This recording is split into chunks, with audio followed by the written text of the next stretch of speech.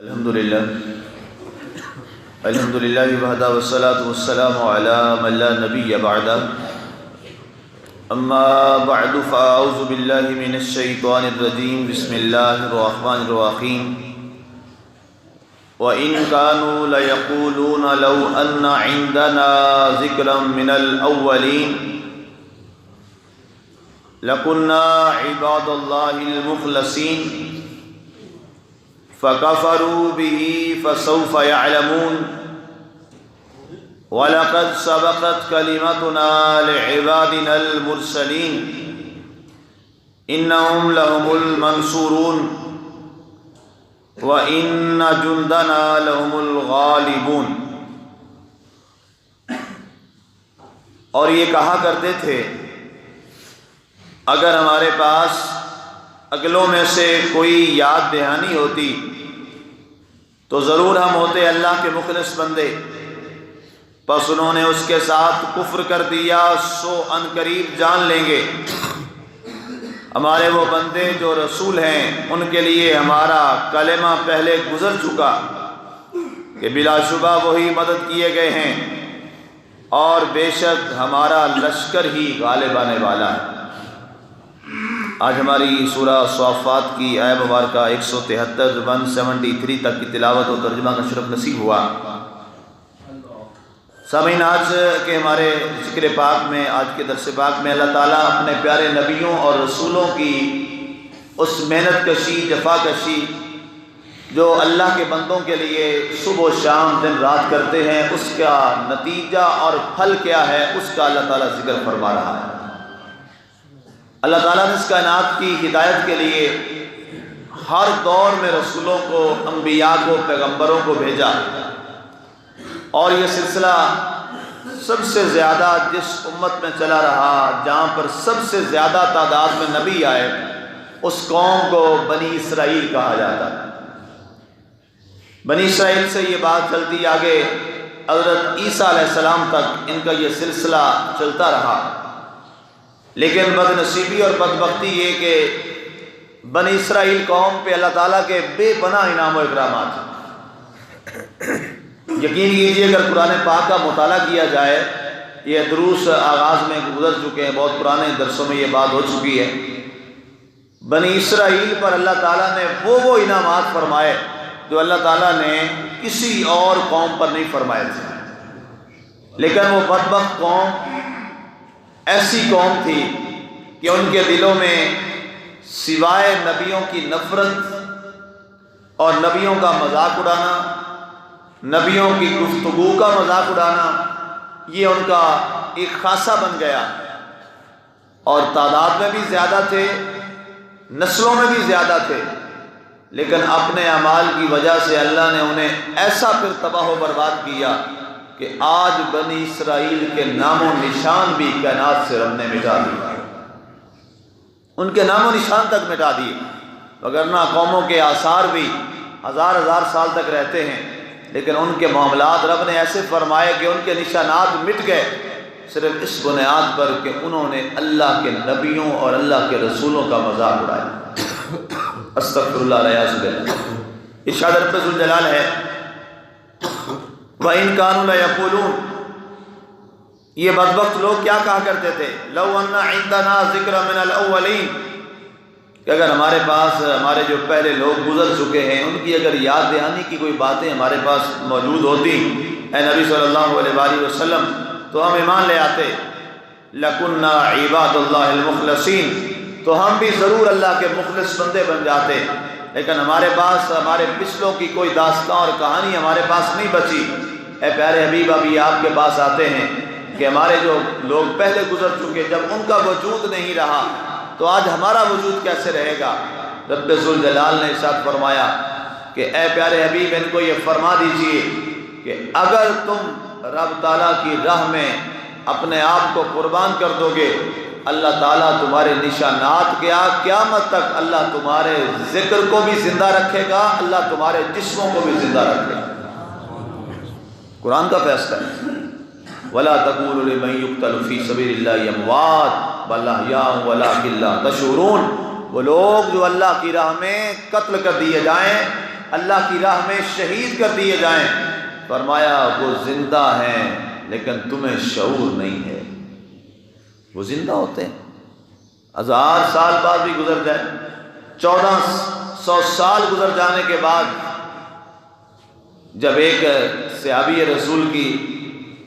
ناش مبارک، ان کا جسم پاک جب نکلا تو مسلمانوں نے نہیں، اس کو دیکھنے والے غیر مسلم تھے، عیسائی تھے، انہوں نے ویڈیوز بنا کر دنیا کو دکھایا، میڈیا وہاں پہنچا کہ وہ صحابی رسول، ان کا کفن پاک بھی ابھی تازہ تھا، جو خون تھا اپنے چہرے پہ لگا ہوا وہ بھی ابھی تازہ تھا۔ اللہ نے ان کو زندہ رکھا ہے، آج بھی وہ زندہ ہے، کل بھی وہ زندہ ہے۔ یہ رب کا فیصلہ ہے۔ وہ لوگ جو اللہ کی راہ میں، اب یہاں پہ مفسرین نے ایک اور بات لکھی، وہ فرماتے ہیں کہ جہاد کی 2 قسمیں ہیں، ایک جہاد بالنفس ہے اور ایک جہاد بالسیف ہے۔ جہاد بالنفس یہ ہوتا ہے کہ اپنے نفس کی خواہشات کے خلاف جہاد کرنا۔ نفس انسان کو برائی کی جانب بلاتا ہے، انسان کہتا ہے نہیں میرا رب ناراض ہوگا، میں تیرے خلاف لڑوں گا۔ نفس کہتا ہے یہ چوری کر لے، انسان کہے نہیں میں تیرے خلاف لڑوں گا، میرے رب نے منع کیا یہ حرام ہے۔ نفس کہتا ہے یہاں پہ ناجائز کما لے، حرام کما لے، رشوت لے لے، یہاں پہ دغا بازی کر کے کما لے، یہاں پہ دھوکہ دہی کر کے کما لے۔ ہم کہیں نہیں، ہمارے رب نے اس کو منع کیا ہے، ہم اپنے نفس کی خواہش کے خلاف لڑتے ہیں۔ آپ کے اور میرے نبی نے فرمایا حاذل جہاد الاکبر، یہ سب سے بڑا جہاد ہے، اپنی خواہشات کے خلاف لڑنا۔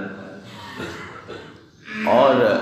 جو قتل ہونا کفار کے خلاف لڑنے سے جہاد اصغر کہا گیا۔ اب بتائیے جہاد اصغر، چھوٹا جہاد، اگر اس میں زندگی گزارنے والا،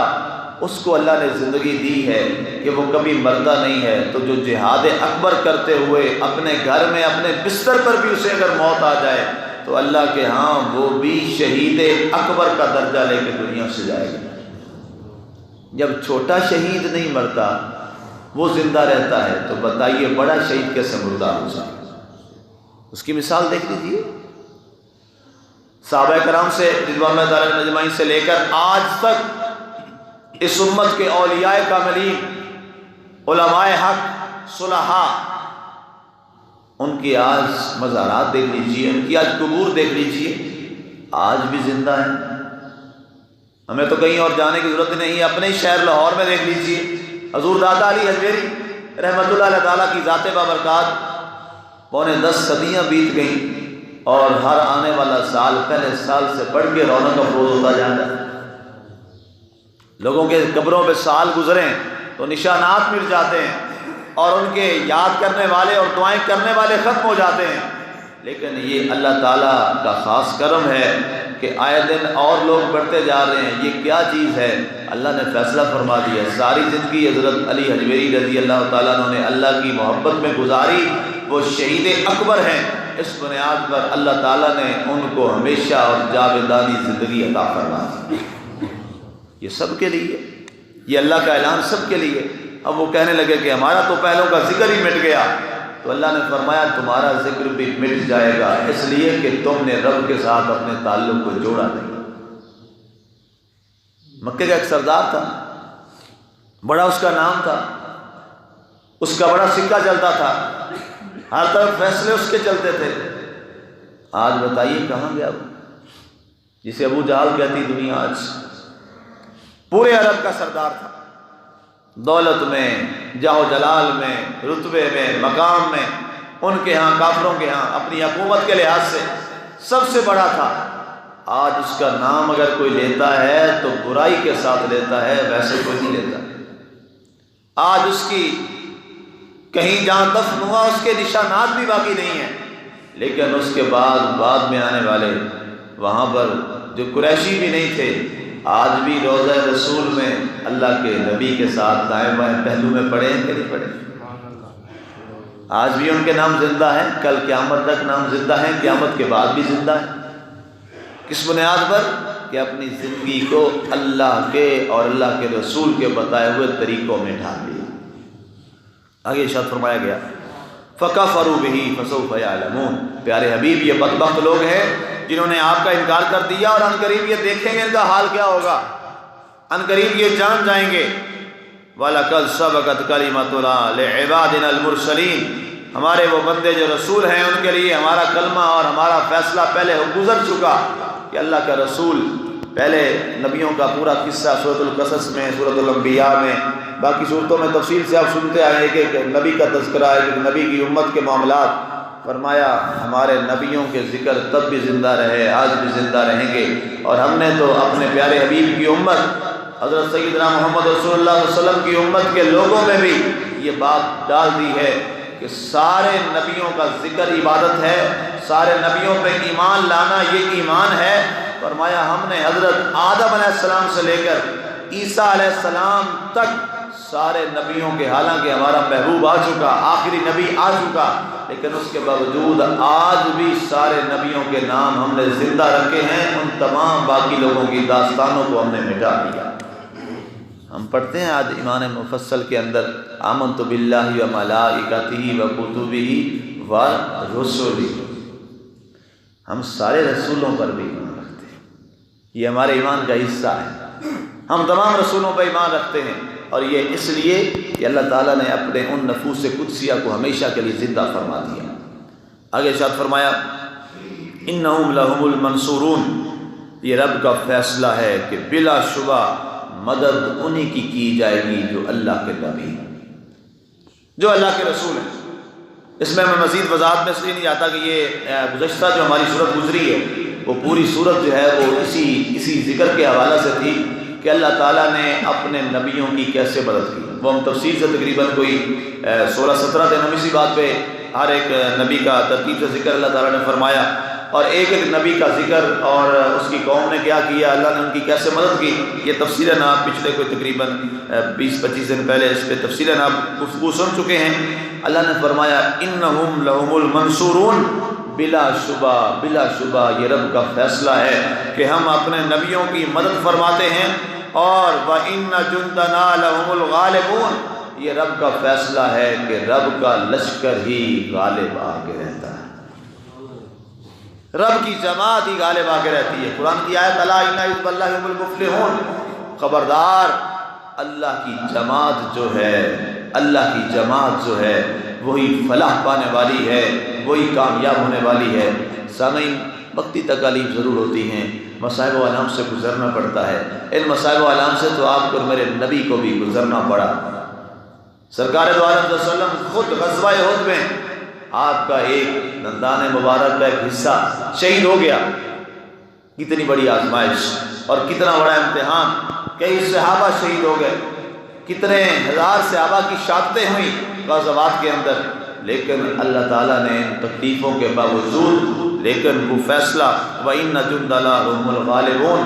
غالب جب بھی آیا تو اللہ کی جماعت ہی غالب ہے، اور انشاءاللہ اللہ کی جماعت ہر دور میں غالب رہے گی، اللہ کی جماعت ہر دور میں کامیاب رہے گی، اور اللہ کی جماعت ہی ہر دور میں فلاح پائے گی۔ بس اللہ تعالیٰ ہمیں اپنی جماعت کے لوگوں کے ساتھ رہنے کی توفیق عطا فرمائے، اور ہمیں اس لشکر میں شامل فرمائے جس کے بارے رب نے فرمایا جندنا، یہ ہمارا لشکر ہے، اور وہ اس کا لشکر وہی ہے جو اللہ اور اللہ کے رسول اور اللہ کے پیاروں سے محبت کرنے والے ہیں۔ اللہ تعالیٰ ہمیں انہی کے ساتھ رہتے ہوئے موت نصیب فرمائے۔ وما علینا الا البلاغ۔